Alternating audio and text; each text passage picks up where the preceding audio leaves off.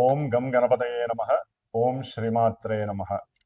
ఓం చతుర్భుజే చంద్రకళావతంసే కుచోన్నతే కుంకుమరాగశోనే పుండ్రేక్షు పాశాంకుశ పుష్పబాణహస్తే నమస్తే జగదేకమాతః. ఓం ఇచ్ఛాశక్తి జ్ఞానశక్తి క్రియాశక్తి స్వరూపిణి శ్రీ లలితా త్రిపుర సుందరీ దేవ్యై నమః. జ్ఞానసిద్ధిని వీక్షిస్తున్నటువంటి ప్రేక్షకులందరికీ కూడా సంక్రాంతి శుభాకాంక్షలు. ఈ 2026వ సంవత్సరంలో జనవరి 14వ తేదీన సౌరమానం ప్రకారము మనకున్నటువంటి 2 ఆయనముల్లో ఉత్తరాయనము దక్షిణాయనము ఇందు సూర్యభగవానుడు మకర రాశిలో తన సొంత నక్షత్రమైనటువంటి ఉత్తరాషాఢ నక్షత్రము 2వ పాదములో ఆయన సంచారం ప్రారంభించిన దగ్గర నుంచి మరలా కర్కాటక రాశిలోకి పునర్వసు నక్షత్రంలో ప్రారంభించేంత వరకు కూడా ఉత్తరాయణ పుణ్యకాలం అంటారు. ఈ ఉత్తరాయణ పుణ్యకాలంలో మరి మనం సూర్య భగవానుడు ఆ రాశిలో ప్రవేశించి మరి మకరము, కుంభము, మీనము, మేషము, వృషభము, మిథునము ఈ 6 మాసాలు కూడా తన యొక్క సంచారాన్ని ఆ విధంగా చేస్తూ ఎన్నో గ్రహాలతో మిళితమై మరి ఈ మధ్యలో మనకున్నటువంటి ద్వాదశ రాశుల్లో కుంభరాశిలో ఉన్నటువంటి రాహువుతో, మీనరాశిలో ఉన్నటువంటి శని భగవానుడితో, అట్లాగే మిథునంలో గురు మహానుభావుడితో ఈయన తన సంచారాన్ని భావిస్తూ ఉంటాడు. కాబట్టి ముఖ్యంగా ఈ యొక్క జనవరి 14 నుంచి కూడా సంక్రాంతి పండుగ మనకి ఎంత విశేషమో, అంతరిక్షంలో ఒక 4 గ్రహాలు ఒకే రాశి అనేటటువంటి ఒక ఇంట్లో, అది కూడా శని ఇల్లు,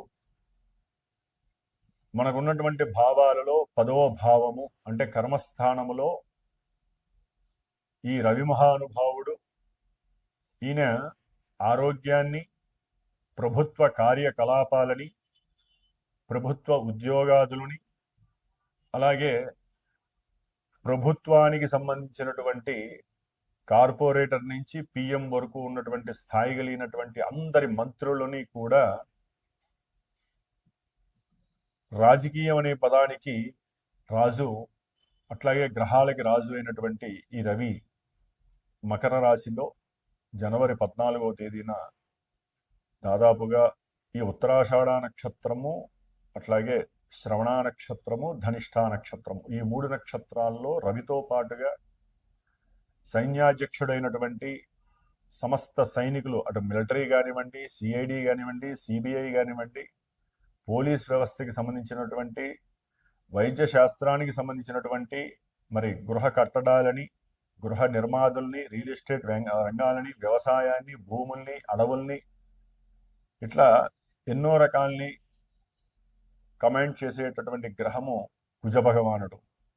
అట్లాగే బుధుడు ఈయన బంధువుల్ని, ముఖ్యంగా తెలివితేటలు, మనోనిశ్చయము, పట్టుదల, మంచి యాటిట్యూడు, అవతల వాళ్ళని ఆకర్షించటం, వ్యాపారపరమైనటువంటి సమస్త క్రయ విక్రయాదులని, వాటికి సంబంధించిన మధ్యవర్తిత్వాలని,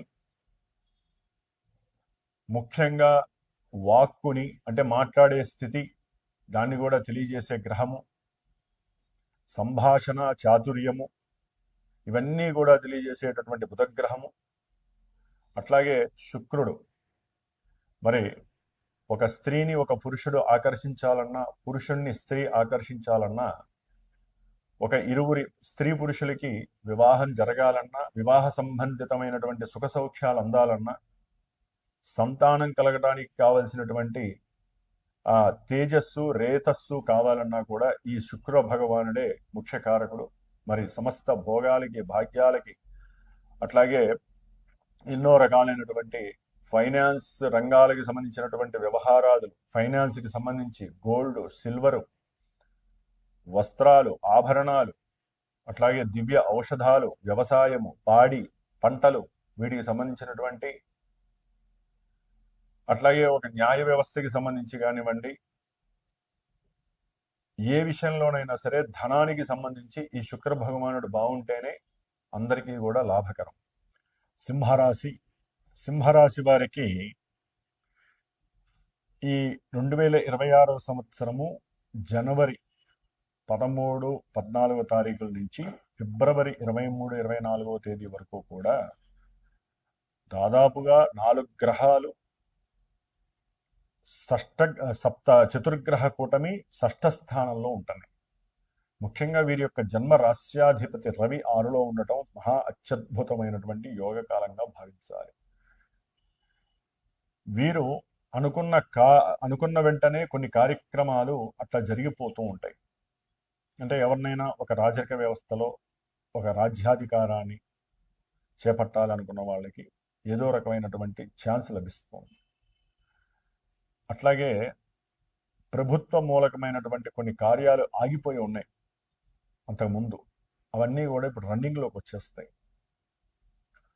తండ్రితో ఉన్నటువంటి కొన్ని ఆర్థికపరమైనటువంటి వ్యక్తిగతపరమైనటువంటి సమస్యలు నివృత్తి జరుగుతాయి. అట్లాగే ఉన్నతమైనటువంటి ఉద్యోగ ప్రాప్తి కలగటానికి చాలా చాలా మెండైనటువంటి అవకాశము ఈ యొక్క సింహరాశి వారికి సూర్యగ్రహ సంచారము 4 గ్రహాలతో ఉండటం ద్వారా వీరు ఏదైతే ఆశిస్తారో ఉద్యోగంలో ఆ ఉద్యోగానికి సంబంధించి విశేషమైనటువంటి వాక్చాతుర్యాన్ని ప్రదర్శించటం, అది ఓరల్ ఎగ్జామినేషన్ కావచ్చు, రైటింగ్ ఎగ్జామినేషన్ కావచ్చు, ఏదైనా సరే వారి యొక్క వాక్ చతురత, సంభాషణ చతురత, అవతల వ్యక్తులు ఇన్స్పైర్ అయ్యే విధంగా మాట్లాడటం, ఆకర్షణీయంగా దాన్ని రూపుదిద్దటం, వీరికి ఏ ఉద్యోగం కావాలో వీరే నిర్ణయించుకొని దానికి తగ్గట్టుగా ప్రణాళిక తయారు చేసుకునేటటువంటి స్థితి కలిగి ఉన్నారు సింహరాశి వారు. మంచి ఆర్థిక లాభం. అట్లాగే వ్యాపారం, ఏదైనా వ్యాపార వ్యవహారాల్లో కూడా నష్టపోయే పరిస్థితిని కూడా వీరికి ఉన్నటువంటి వ్యక్తిగత వికాసంతో, తెలివితేటలతో దాన్ని ఆర్థికంగా మరల్చుకుంటారు. అంటే ఇది అమ్ముడు పోవట్లేదు, ఏదైనా ఒక వ్యాపార వ్యవస్థలో సంస్థలో వారు దాని మీద కొంతసేపు కాన్సన్ట్రేషన్ చేస్తారు, అవతల వాళ్ళకి అంటగట్టేస్తారు. కంపల్సరీ ఆ యొక్క లక్షణాలు వీరికి. అది వ్యాపారంలో రియల్ ఎస్టేట్ వ్యాపారం అయితే ఇంకా బాగుంటుంది. రియల్ ఎస్టేట్ వ్యాపారానికి సంబంధించిన మధ్యవర్తిత్వాలు అంటే బ్రోకర్స్ ఉంటారు వారికి.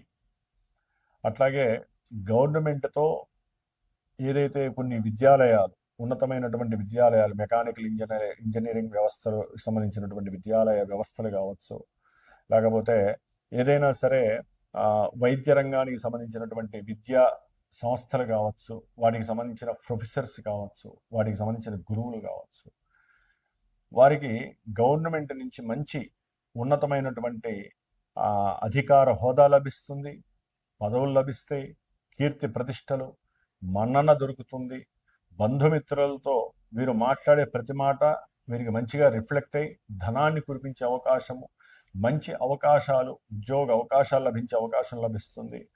అయితే ఇక్కడ కుజగ్రహము 6వ స్థానంలో ఉచ్చస్థితిలో ఉంది, చూశారు. అది మిలిటరీ రంగ వ్యవస్థ కావచ్చు, లేకపోతే వైద్య రంగానికి సంబంధించింది కావచ్చు, లేకపోతే కొన్ని ఈ రక్షణ వ్యవస్థకి సంబంధించిన విషయంలో కావచ్చు, మంచి స్థాయి కలిగే అవకాశము, ఉద్యోగ అవకాశాలు వీరికి లభిస్తున్నాయి. అంటే వీటికి సంబంధించిన వారికి. అట్లాగే ముఖ్యంగా శుక్రగ్రహము ఈ యొక్క 6వ స్థానంలో ఉండటం ద్వారా భార్యాభర్తల మధ్య, దాయాదుల మధ్య అంటే గబాల్లో ఎవరింటికో వెళ్తారు, ఏదో ఒక మాట మాట్లాడితే అది భార్యాభర్తల్లో ఎవరో ఒకరు దాన్ని నెగిటివ్గా స్వీకరించటం, దాని గురించి ఇంట్లో పెద్ద యుద్ధం చేయటం, వారి మధ్య ఎడబాటు రావటం, ఆ మధ్యలోకి ఎవరో ఒకళ్ళు అయిన వాళ్ళు రావటమో, లేకపోతే అన్నదమ్ములో లేకపోతే తండ్రి వచ్చారనుకోండి, అది ఇంకా ముదురుతుంది వ్యవహారం. అంటే వీరి యొక్క ఆలోచన స్థితి తగ్గిపోతుంది. అందుకని వీరు ముఖ్యంగా సింహరాశి వారికి రవి, కుజ, బుధ ఈ 3 గ్రహాలు చాలా అనుకూలమైనటువంటి వ్యవస్థని, పరిస్థితుల్ని కలుగు చేస్తున్నాయి. వీరు ఒక్క శుక్రగ్రహానికి మాత్రము జపము ఆచరింపజేసుకొని శుక్రగ్రహ ప్రీతి కోసమై హోమాన్ని చేయించండి, లేదా మేడి వృక్షాన్ని పూజించండి, శుక్రగ్రహ స్తోత్రాన్ని నిత్యము పఠించండి. అంతా శుభంగా ఉంటుంది. భార్యాభర్తల మధ్య అనుకూలత, ధన విషయంలో ఎక్కడా లోటు లేకుండా ఉండటం, లేకపోతే ఆర్థిక సమస్యలు పెరిగే అవకాశం ఉంటుంది. సంతానపరంగా ఏదైనా విషయార్థమై ధనాన్ని అప్పు తీసుకునే పరిస్థితి కూడా కలుగుతుంది. కాబట్టి శుక్రగ్రహానికి సంబంధించిన శాంతి చేసుకోండి. భార్యపరంగా ఆభరణాలు చోరీ కాకుండా, ధనము నష్టపోకుండా, ఇలాంటివి ఏమీ లేకుండా, స్త్రీపరమైనటువంటి లైంగిక సమస్యలు మీకు రాకుండా, రోగాలు రాకుండా చక్కగా ఆ శుక్ర భగవానుడు మిమ్మల్ని కాపాడుతాడు. ఓం మహాలక్ష్మీదేవ్యే నమః.